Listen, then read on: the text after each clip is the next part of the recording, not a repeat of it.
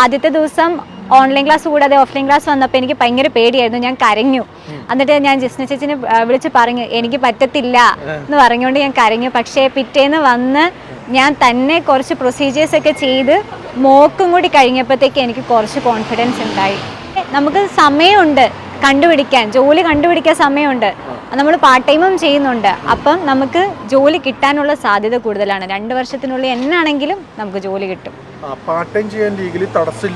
ഇല്ല, part time ചെയ്യാൻ തടസ്സമില്ല. 20 hours നമുക്ക് വിസ പെർമിറ്റ് തരുന്നുണ്ട് സ്റ്റുഡൻറ് പീരീഡിൽ. പിന്നെ നമുക്ക് സെം ബ്രേക്ക് ഒക്കെ ഉള്ളപ്പം നമുക്ക് 40 hours വർക്ക് ചെയ്യാം. ഇതാണ് ഒരു നല്ല ഓപ്ഷൻ ആയിട്ട് തോന്നുന്നത്. എനിക്ക് അതായിരുന്നു തോന്നിയത്. അപ്പോൾ അത് ഓരോരുത്തരെ ഡിപ്പെൻഡ് ചെയ്തിരിക്കും. ഞാൻ കുറേ നോക്കിയിട്ട് എനിക്കിതാണ് തോന്നിയത്. ഒരുപാട് കുട്ടികൾക്ക് ഇപ്പൊ നഴ്സിംഗ് കഴിഞ്ഞ് നാട്ടില് ഇവിടെ ജോലിക്ക് വരണമെന്ന് ആഗ്രഹം ഉണ്ടാവും. പക്ഷെ പെട്ടെന്ന് ആലോചിക്കുമ്പോൾ ഒരു സൊല്യൂഷൻ കിട്ടുന്നുണ്ടാവില്ല. നിങ്ങൾ ഇത് എക്സ്പീരിയൻസ് ചെയ്തു. അപ്പൊ എന്താ തോന്നുന്നത് പറയാനായിട്ട്? ഇതെന്ന് പറയുന്ന ഒരു ആഡപ്പ് കോഴ്സാണ്. MSc എന്ന് പറയുന്ന ഒരു ആഡപ്പ് കോഴ്സാണ്. അത് ഹെൽത്ത് സെക്ടറിലും കൂടി ആകുമ്പോൾ നമ്മൾ ഇവിടെ വന്നിരിക്കുമ്പോൾ നമുക്ക് ഇവിടെ ജോലി കിട്ടാനുള്ള സാധ്യത കൂടത്തേ ഉള്ളൂ, നഷ്ടാവില്ല. അപ്പോൾ വിസിറ്റിംഗ് വിസയിൽ വരുന്നത് ഒരിക്കലും ഇതല്ല. പക്ഷേ ഇപ്പം അവർക്ക് തിരിച്ചു പോകണം അങ്ങനെയൊക്കെയുള്ളൊരു റിസ്ക് ഇല്ലേ. അപ്പോൾ ഞാൻ അതൊക്കെ നോക്കിയിട്ടാണ് സ്റ്റുഡൻറ്റ് വിസ ഓപ്റ്റ് ചെയ്തത്.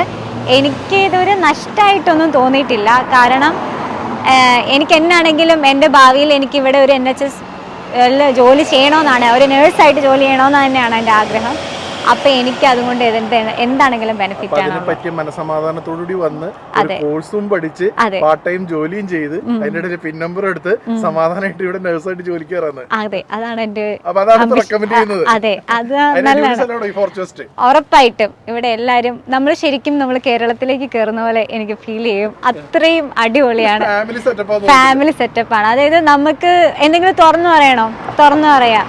എല്ലാവരും നമ്മളെക്കാളും വലിയ ആൾക്കാരൊക്കെ ഇല്ലേ, അവരിവിടെ വന്നിരുന്ന് ഓരോന്ന് കാണുമ്പോൾ നമ്മൾ ഓർക്കും ഈശോയെ ഇവരൊക്കെ ഇത്രേ ഉള്ളോ. അങ്ങനെ അത്രയ്ക്കും നമുക്ക് ഫ്രീഡം ഉണ്ട്. എന്ത് വിളിച്ചു പറയണമെങ്കിലും എന്താണെങ്കിലും നമുക്ക് എന്ത് വേണമെങ്കിലും തുറന്നു പറയാം, ചെയ്യാം.